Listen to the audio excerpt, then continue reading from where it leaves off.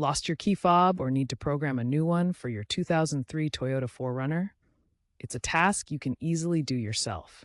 This process involves synchronizing the fob's radio frequency with your car's system. As of 2025, the method remains the standard OEM procedure. First, ensure your vehicle is unlocked and all doors are closed. Insert the key into the ignition and turn it to the on position without starting the engine. Then, press and hold the lock and unlock buttons on the fob simultaneously for 1 to 2 seconds and release. The vehicle may chirp or flash lights to confirm programming mode.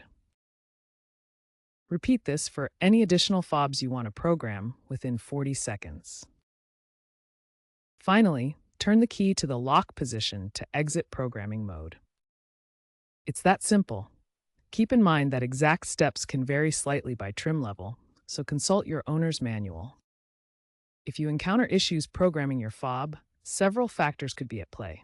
Check for dead batteries in the fob, and make sure there's no interference from cell phones or other devices. A multimeter can be used to test the fob's voltage. It should be around 3 volts. Modern DIYers are also integrating tools like OBD2 scanners or smartphone apps to verify fob synchronization in real time.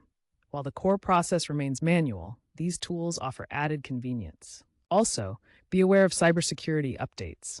Consider reprogramming fobs in secure environments and using aftermarket shields due to potential RF signal jamming or cloning risks. Remember, original 2003 4Runner fobs are still available, but third-party universal fobs are increasingly compatible. With a bit of care, you can save time and money by handling this yourself.